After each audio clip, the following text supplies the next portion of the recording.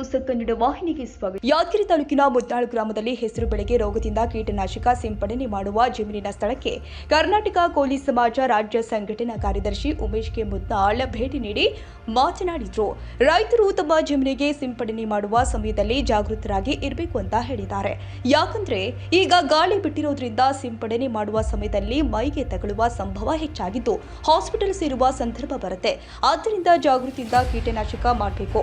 ಬಿತ್ತನೆಯಿಂದ 90 ದಿನದಲ್ಲಿ ಕಾಟುವಿಗೆ ಬರುವ ಹೆಸರು ಬೆಳೆಗೆ ಅತಿವೃಷ್ಟಿಯಿಂದ ತತ್ತರಿಸಿ ಹೋಗ್ತಾ ಇದೆ. ಸತತ ಮಳೆಯಿಂದ ಬೆಳೆಗೆ ಈಗ ಕೊಳೆ ರೋಗ ಶುರುವಾಗಿದೆ. ಯಾದಗಿರಿ ವಲಯದಲ್ಲಿ ಈ ವರ್ಷ ವ್ಯಾಪಕ ಪ್ರಮಾಣದಲ್ಲಿ ಹೆಸರು ಬಿತ್ತಲಾಗಿದೆ. ಆದರೆ ಕಳೆದ 10 ದಿನಗಳಿಂದ ಸುರಿತಾ ಇರುವ ನಿರಂತರ ಬಿಡದೆ ಜುಟಿ ಮಳೆಯಿಂದ ಮುಂಗಾರು ಬೆಳೆಗಳು ತತ್ತರಿಸ್ತಾ ಇದ್ದು ರೋಗ ಒತ್ತು ನರಳುತ್ತಾ ಇವೆ. ಬೇಸಿಲಿನ ಸ್ಪರ್ಶವಿಲ್ಲದೆ ಮುರುಟಿ ಹೋಗ್ತಾ ಇದೆ. ಹೆಸರು ಬಳ್ಳಿಯ ಎಲೆಗಳು ಹಳದಿ ಬಣ್ಣಕ್ಕೆ ತಿರುಗಿ ಕಾಯಿ ಕಟ್ಟುವಿಗೆ ಸ್ಥಗಿತವಾಗ್ತಾ ಇದೆ. ಹವಾಮಾನ ವೈಫಲ್ಯದಿಂದ ತಡೆದುಕೊಳ್ಳುವ ಸಾಮರ್ಥ್ಯ ಹೆಸರು ಬೆಳೆಗೆ ಚಿಟಿ ಮಳೆ ಕಂಟಕವಾಗಿ ಕಾಡ್ತಾ ಇದೆ. ಆರಂಭದಲ್ಲಿ ಹಚ್ಚ ಹಸಿರಿನಿಂದ ಕಂಗೊಳಿಸ್ತಾ ಇದ್ದ ಹೆಸರಿಗೆ ಈಗ ಹಳದಿ ರೋಗ ಹಾಗೂ ಕೊಳೆ ರೋಗ ಜೊತೆಗೆ ಕೀಟ ಬಾಧೆ ಶುರುವಾಗಿದೆ. ರೋಗ ತಡೆಗಟ್ಟಲು ಕೀಟನಾಶಕ ಸಿಂಪಡಣೆಗೆ ಮಳೆ ಬಿಡ್ತಾ ಇಲ್ಲ. ಜಮೀನಿಗೆ ಕಾಲಿಡಲು ಸಾಧ್ಯವಾಗದೆ ರೈತರು ಪರದಾಡ್ತಿದ್ದಾರೆ. ರೈತರಿಗೆ ಉಮೇಶ್ ಮುದ್ದಾಳ್ ಅವರ ಸಲಹೆ, ಕಳೆದ 1 ವಾರದಿಂದ ಜುಟಿ ಮಳೆ ಬೀಳ್ತಾ ಇದ್ದು ಹೆಸರು ಮತ್ತು ತೊಗರಿ ಬೆಳೆಯಲ್ಲಿ ಪೈಟೋಪ್ತಾರ ಸಸಿ ಕೊಳೆ ಮತ್ತು ನೆಟ್ಟೆ ರೋಗಗಳ ಸಮಸ್ಯೆ ಕಂಡು ಬಂದಿದೆ. ರೈತರು ಹೆಸರು ಮತ್ತು ತೊಗರಿ ಬೆಳೆಗಳ ವಲಯಗಳಿಂದ ನಿಂತ ನೀರನ್ನ ಹೊರಗೆ ಹಾಕಿ ನಂತರ ಟ್ರೈಕೋಡರ್ಮಾ ಜೈವಿಕ ಶಿಲೀಂಧ್ರನಾಶವನ್ನ 5 ಗ್ರಾಂ ಅಥವಾ ಶೇಕಡ 4% ಮೆಟಲಾಕ್ಸಿನಲ್ನೊಂದಿಗೆ ಶೇಕಡ 64% ಮ್ಯಾನ್ಕಾನ್ ಜಾಬ್ನೊಂದಿಗೆ ಶಿಲೀಂಧ್ರನಾಶವನ್ನ ಪ್ರತಿ ಲೀಟರ್ ನೀರಿಗೆ 3 ಗ್ರಾಂ ಬೆರೆಸಿ ಸಿಂಪಡಣೆ ಮಾಡಬೇಕು ಮತ್ತು ಬುಡಕ್ಕೆ ಉಪಚರಿಸಬೇಕು. ನಂತರ ಪ್ರತಿ ಎಕರೆಗೆ 10 ಕಿಲೋಗ್ರಾಂ ಯೂರಿಯಾ ಹಾಕಬೇಕು.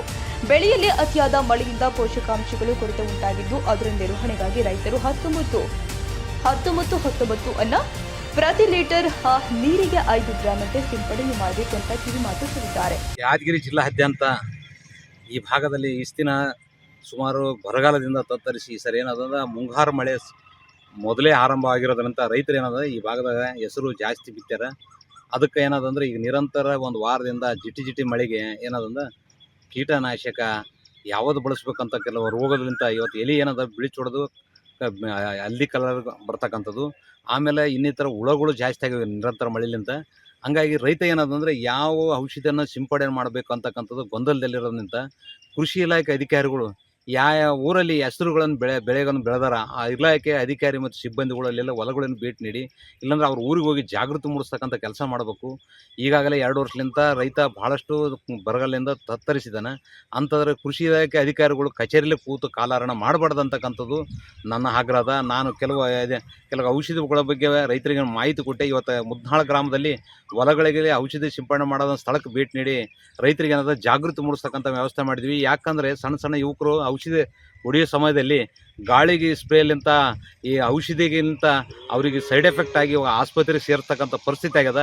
ಅದಕ್ಕೆ ಅವರು ಮುಂಜಾಗ್ರತೆಲಿಂತ ಸ್ವಚ್ಛತೆ ಏನದಂದ್ರೆ ಇಂಥ ಕೈಗೆ ಹ್ಯಾಂಡ್ ಗ್ಲೌಸು ಮತ್ತು ಮಾಸ್ಕು ಅವು ಐಕಂತ ಕೇಸ್ ಹೊಡೆಯೋದ್ರಲಿಂತ ಇವರು ಸುರಕ್ಷಿತವಾಗಿರ್ತಾರೆ ಅಂತಕ್ಕಂಥದ್ದು. ಇಲ್ಲಾಂದರೆ ಇದು ಹೊಲನ ಬೆಳೆ ರಕ್ಷಣೆ ಮಾಡ್ಲಿಕ್ಕೆ ಹೋಗಿ ಅವರೇ ಆಸ್ಪತ್ರೆಗೆ ಸೇರ್ತಕ್ಕಂಥ ಪರಿಸ್ಥಿತಿ ನಿರ್ಮಾಣ ಆಗಿದೆ. ಅದಕ್ಕೆ ಕೃಷಿ ಇಲಾಖೆ ಅಧಿಕಾರಿಗಳು ಮುಂದೆ ಆಗಬೇಕಂತಕ್ಕಂಥದ್ದು ನನ್ನ ಆಗ್ರಹ.